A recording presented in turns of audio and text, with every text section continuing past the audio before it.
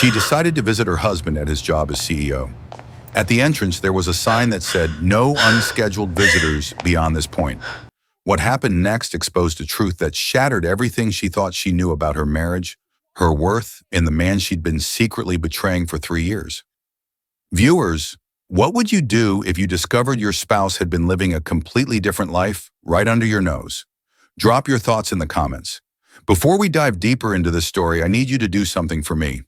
Hit that subscribe button right now. Seriously, don't just scroll past this. If you're the kind of person who loves real stories about deception, karma, and life-changing revelations, then this channel is exactly where you need to be. And while you're at it, smash that like button. It takes 2 seconds, but it helps more than you know. Finally, drop a comment and tell me where you're watching from. Are you in Atlanta, Lagos, London, Toronto, Brooklyn? I want to know where my amazing viewers are tuning in from. Now let's get into this story because what happens next will leave you speechless. The morning sun painted Dallas in shades of amber and gold, stretching long shadows across the marble lobby of Apex Dynamics Tower. The building stood 63 stories high, its glass exterior reflecting clouds and ambition in equal measure. Inside, the air smelled faintly of espresso and leather, the kind of scent that belonged to power and old money. Keisha Morrison stood at the revolving door, smoothing down her burnt orange midi dress, checking her reflection one last time in the polished steel frame. Her locks were pulled back into an elegant bun, gold hoops catching the light. She dressed carefully that morning, wanting to look impressive, wanting to remind herself that she still had value even if her marriage felt like it was held together by obligation and routine. She hadn't told Jerome she was coming. That was the point. Surprise him at work, maybe take him to lunch, show up as the supportive wife she'd been trying to convince herself she still was. 3 years of marriage, and lately it felt like they were roommates who shared a last name and nothing else. He left early, came home late, always exhausted, always distant. She told herself she was trying to fix things. But the truth, the one she buried under excuses and justifications, was that guilt had been eating at her for months. Keisha pushed through the doors and stepped into the lobby. It was vast, intimidating in its elegance. The ceiling soared above her, chandeliers hanging like frozen stars. A security desk sat in the center, manned by 2 guards in crisp uniforms. To the left, a long hallway stretched toward the elevator banks. To the right, floor-to-ceiling windows framed a view of the plaza outside. And directly in front of her, beside the security desk, stood a sleek black sign with white lettering. No unscheduled visitors beyond this point. All guests must be pre-approved and escorted by authorized personnel.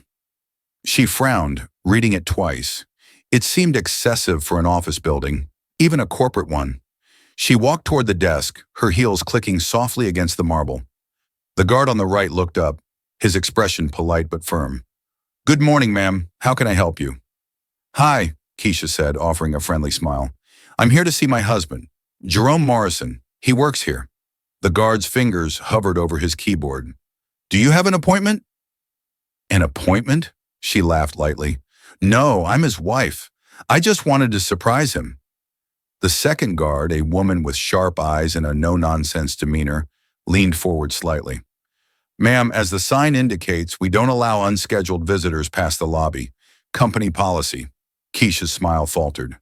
"I understand, but I'm not exactly a visitor. I'm his wife." "Do you have ID?"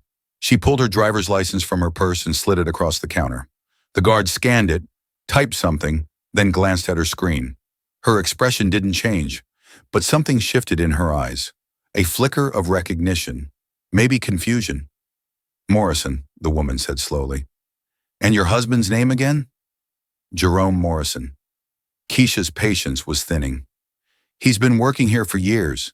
The 2 guards exchanged a glance. The man cleared his throat. "Ma'am, I'm going to need you to wait here for just a moment." "Wait for what?" "Please, just one moment." He stood and walked toward a door behind the desk, disappearing into a back office. The woman stayed at her post, her eyes fixed on her computer screen, her fingers tapping lightly on the desk. Keisha shifted her weight, unease creeping up her spine. "Is there a problem?" "No problem, ma'am. Just verifying some information." "Verifying what?" I just want to see my husband. The woman didn't answer. The silence stretched, filling the space with a tension Keisha couldn't name. She glanced around the lobby. A few people moved through, briefcases in hand, badges clipped to their suits. No one looked at her. No one seemed to notice the strange pause happening at the security desk. After what felt like an eternity, the male guard returned, his expression carefully neutral. Behind him walked a tall man in a tailored charcoal suit, his posture radiating authority.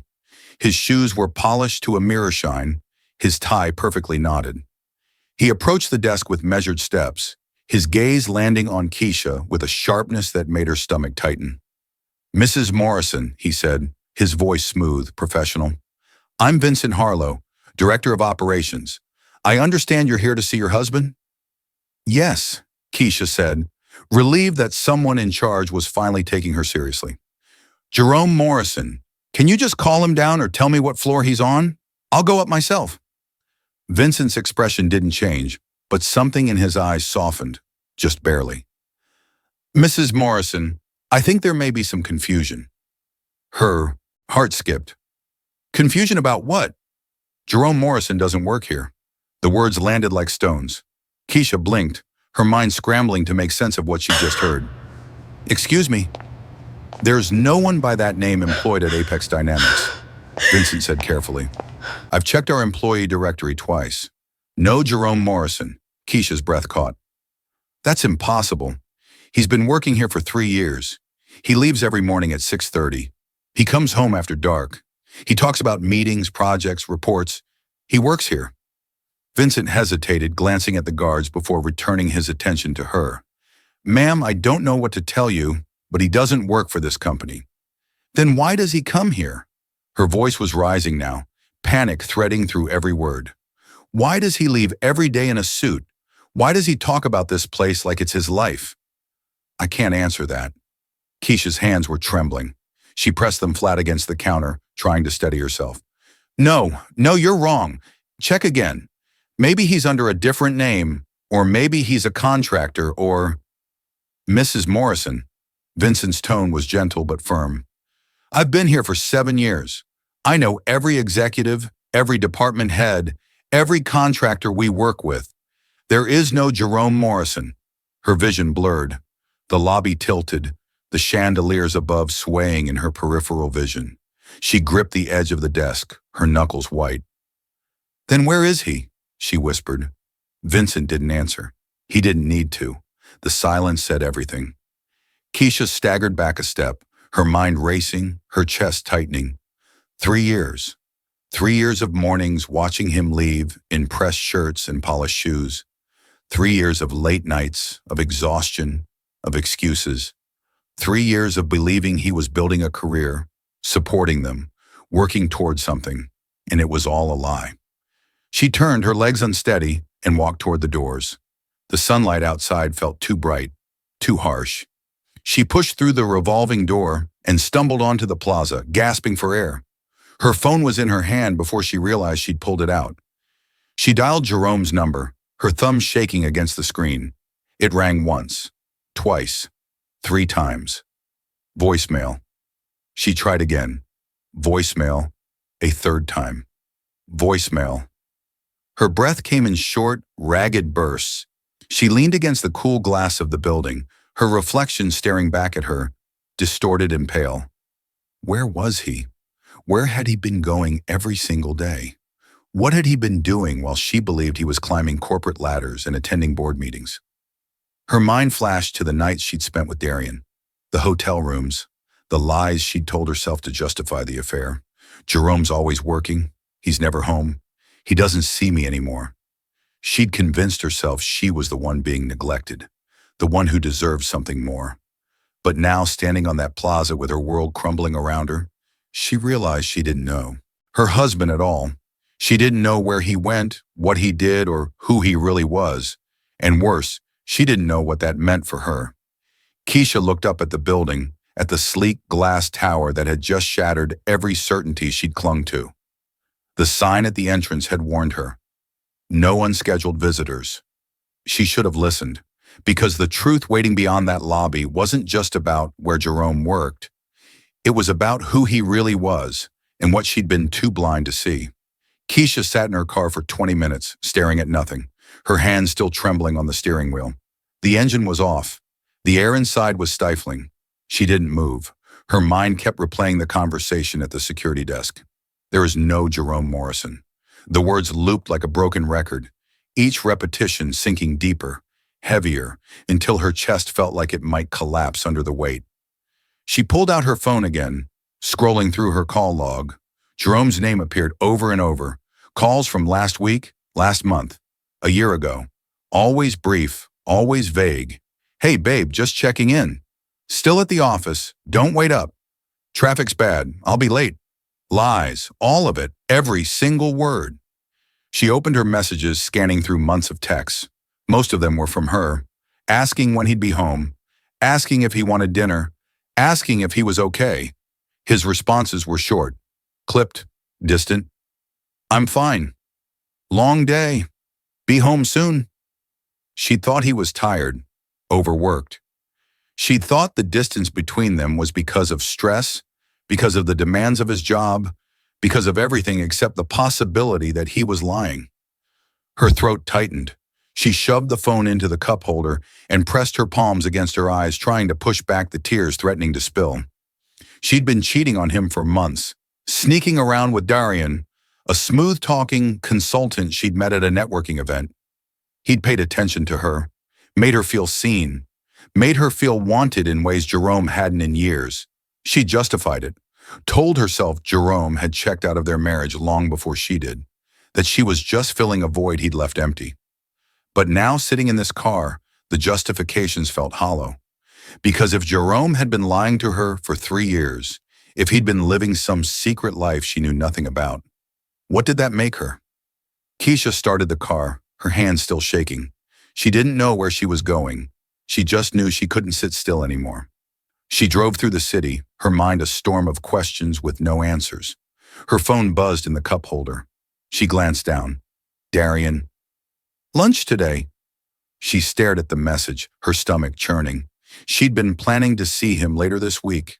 Another hotel, another lie, another betrayal. She didn't respond.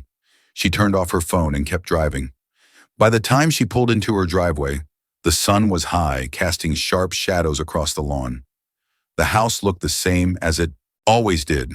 White siding, black shutters, a small porch with 2 chairs they never sat in. It looked normal. It looked like home, but nothing felt normal anymore. Keisha unlocked the front door and stepped inside. The house was quiet, untouched.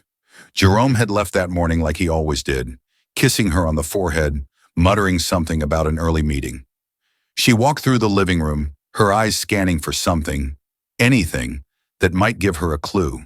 The bookshelf, the coffee table, the coat closet, nothing. She climbed the stairs to their bedroom, her heart pounding. She opened his closet, running her hands over the rows of suits. Expensive ones, tailored, the kind that didn't come from department stores. Where had he gotten the money for these? She handled their finances. She paid the bills. She knew what they made, what they spent, what they saved, or at least she thought she did. She pulled open his dresser drawers, rifling through socks, underwear, t-shirts. Nothing unusual, nothing that screamed secret life. Then she saw it, a small leather notebook tucked beneath a stack of folded jeans. Her breath hitched. She pulled it out, her fingers trembling as she flipped it open. Pages and pages of handwritten notes, dates, times, names, addresses, some circled, some crossed out. Her eyes caught on one entry dated 6 months ago. Meeting with Langston? Finalized terms. Baxter Holdings confirmed. Her brow furrowed. Baxter Holdings? She'd never heard of it. She flipped further. Another entry. Transferred funds. Northwest property secured. And another. Conference call with Sinclair. Expansion approved. Keisha's heart raced. These weren't the notes of someone unemployed. These were the notes of someone running something, managing something. She kept reading, her hands shaking, until she reached an entry from 2 weeks ago. Keisha called twice, didn't answer. Can't risk exposure yet. The words punched the air from her lungs. Can't risk exposure. She slammed the notebook shut, her chest heaving. He knew. He knew she was trying to reach him, and he deliberately ignored her. Not because he was busy, but because he didn't want her to know. Know what? She sat on the edge of the bed, the notebook clutched in her hands, her mind spinning. Who was Jerome Morrison? Not the man she married, not the man she thought she knew. Her phone buzzed in her pocket. She pulled it out, hands still trembling. A text from an unknown number. You came to Apex today. Keisha's blood ran cold. She stared at the screen, her pulse hammering in her ears. She typed back with shaking fingers. Who is this? The reply came immediately. Someone who knows what your husband really does. Meet me at Riverside Park, South Entrance. 1 hour. Come alone. Her breath caught. She read the message 3 times, her mind screaming at her not to go, not to trust some anonymous text from a stranger. But her need for answers was stronger than her fear. She grabbed her keys and left the house without looking. Back Riverside Park sat along the edge of the Trinity River, a stretch of green surrounded by walking paths and old oak trees. Keisha parked near the south entrance, her hands gripping the steering wheel so tightly her knuckles ached. She scanned the area. A few joggers passed by. A couple sat on a bench near the water. Everything looked normal, peaceful. She stepped out of the car, her legs unsteady, and walked toward the path. The air smelled faintly of cut grass and river water. Birds called from the trees above. Then she saw her, a woman standing near a picnic table, arms crossed, watching her approach. She was tall, maybe mid-30s, with dark skin and sharp features. She wore jeans and a fitted blazer, her hair pulled back in a sleek ponytail. Her eyes were calculating, like she was measuring Keisha before she even spoke. Mrs. Morrison, the woman said as Keisha stopped a few feet away. Who are you? My name is Imani Cross. I'm an investigative journalist. Keisha's stomach dropped. A journalist?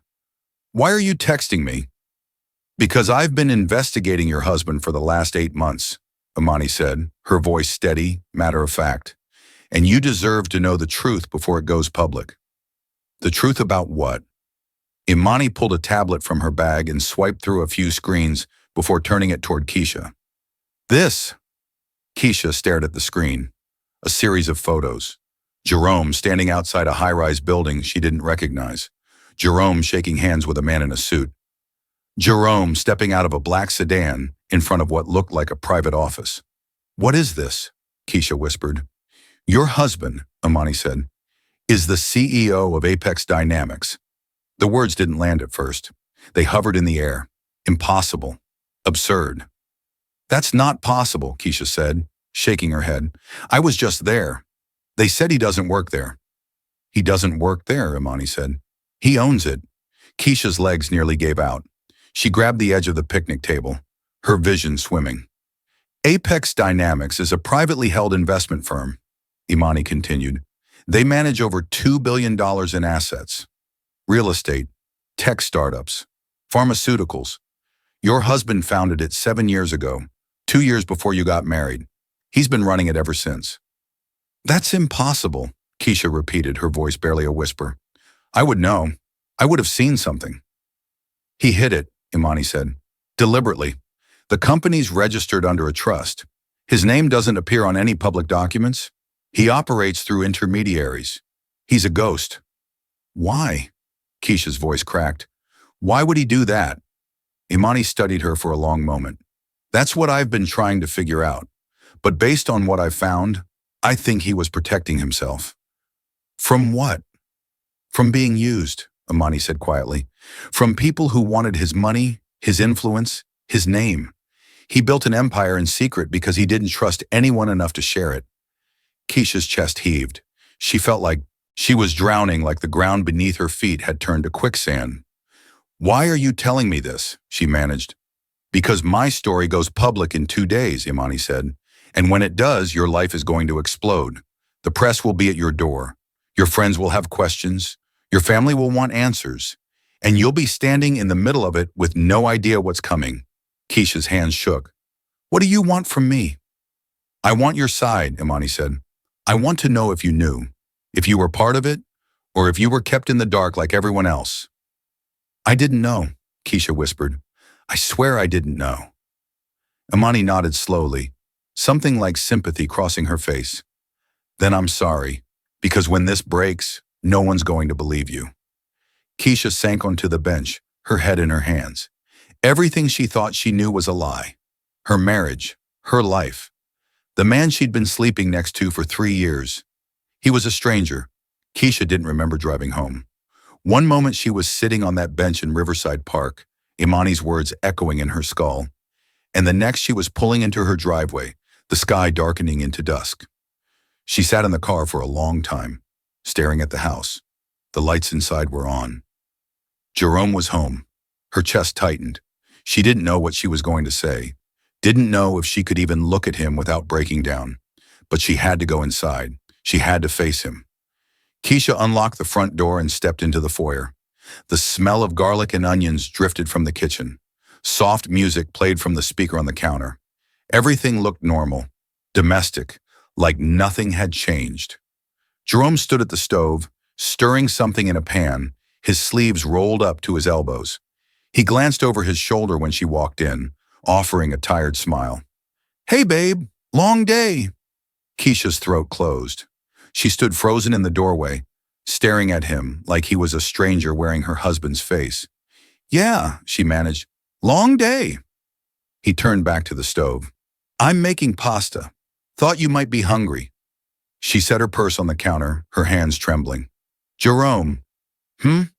We need to talk. He glanced at her again, his expression shifting slightly. Everything okay?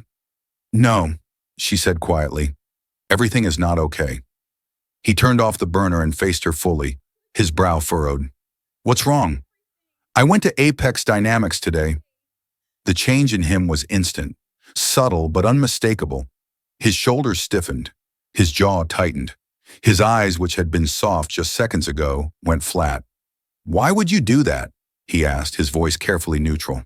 I wanted to surprise you, Keisha said, her voice shaking. I wanted to take you to lunch. I wanted to try to fix us.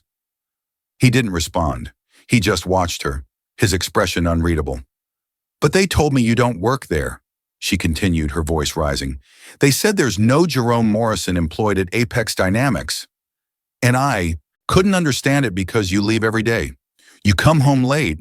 You talk about meetings and projects and deadlines. Keisha. So I came home, she said, cutting him off. And I found your notebook, the one in your dresser, the one with all the names and dates and notes about transfers and properties and expansions. His face didn't change, but something flickered in his eyes. And then I got a text, she said, her voice breaking now, from a journalist named Imani Cross. She told me you're not an employee at Apex. You're the CEO. You own it. You've been running a $2 billion company for 7 years, and I didn't know. I didn't know anything. The silence that followed was suffocating. Jerome exhaled slowly, leaning back against the counter, his arms crossed. He didn't deny it, didn't try to explain. He just stood there watching her fall apart. Say something, Keisha whispered. What do you want me to say? The truth. Her voice cracked, tears streaming down her face. I want the truth, Jerome. Why did you lie to me? Why did you hide this from me? He was quiet for a long moment, his gaze distant, like he was choosing his words carefully. I didn't lie, he said finally. I just didn't tell you. That's the same thing. No, he said, his voice calm, steady. It's not. Keisha stared at him, her chest heaving. You let me believe you were barely making it. You let me stress about bills and mortgage payments and saving for the future while you were sitting on billions. Why? Because I needed to know, Jerome said quietly. Know what? If you loved me, he said, or if you loved what I could give you. The words hit her like a punch to the gut. She stumbled back a step, her hand gripping the counter for balance. I built Apex before we met, Jerome continued, his voice even. I worked 18-hour days for years, building something from nothing. In the moment people found out what I had, they changed. Friends became leeches. Family started asking for handouts. Women I dated suddenly wanted to get serious. He looked at her, his eyes hard. So when I met you, I didn't tell you. I wanted to see if you'd love me without the money, without the power. without the status. I did love you, Keisha whispered. I do love you. Do you? Jerome's voice was quiet but sharp. Because from where I'm standing, you stopped trying a long time ago. Her tears fell faster now. That's not fair. Isn't it? He stepped closer, his gaze piercing. When's the last time you asked me how I was really doing? When's the last time you made time for me instead of working late or meeting friends or... He stopped himself, his jaw tightening. Keisha's blood ran cold. Or what? Jerome didn't answer. He just looked at her, and in that look, she saw it. He knew. You know, she whispered. I know. Her knees buckled. She grabbed the counter, her vision blurring. I've known for 6 months, Jerome said, his voice eerily calm. About Darian, about the hotels, about every lie you told me while you were sleeping with him. Jerome, I don't, he said, his voice cutting through her excuses like a blade. Don't try to explain it. Don't try to justify it. I already know why you did it. Then why didn't you say anything? She cried. Why didn't you confront me? Because I wanted to see how far you'd go, he said. I wanted to see if you'd come clean on your own. If you choose us over him. I did choose us, Keisha sobbed. I ended it 2 weeks ago. I told him it was over. I was trying to fix our marriage. You ended it because you got scared, Jerome said. Not because you felt guilty. Not because you loved me. Because you were afraid of losing what you thought I was. She shook her head, tears streaming. That's not true. Isn't it? He stepped back, his expression cold. You thought I was some mid-level nobody. Someone safe. Someone who wouldn't leave you even if you betrayed him. And when that wasn't enough, you found someone who made you feel powerful. Jerome, please. I loved you, he said, his voice finally cracking. I gave you everything I had, and you threw it away for someone who didn't even know your middle name.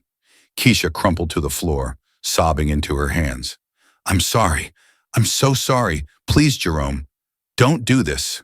We can fix this. I'll do anything. Jerome looked down at her, his face unreadable. Then he walked to the counter, pulled a manila envelope from a drawer, and placed it on the table in front of her. What is this? She whispered. Divorce papers, he said quietly. I had them drawn up last week. Everything's already divided. The house, the cars, the accounts. You'll get what's fair, but nothing from Apex. That's protected under a trust established before we married. No, she whispered, shaking her head. No, Jerome, please. It's already done, he said. My lawyer will contact you tomorrow. Please don't do this, she begged, reaching for him. I love you. I made a mistake, but I love you. He looked at her for a long, painful moment. Then he said so quietly she almost didn't hear it. I loved you too, but love isn't enough when trust is gone. He walked past her, down the hallway, and into the bedroom, closing the door behind him with a soft click. Keisha stayed on the floor, her sobs echoing through the empty house. The sign at Apex had warned her. No unscheduled visitors. But the real sign, the one she'd missed, had been there all along, in the distance between them, in the secrets he kept, in the lies she told.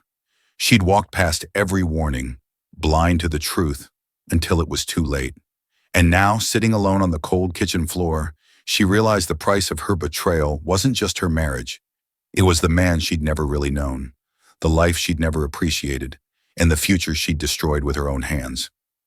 Viewers, do you think Jerome was right to walk away? Or should he have given Keisha a second chance? Drop your thoughts in the comments, and don't forget to hit that subscribe button for more powerful true-to-life stories.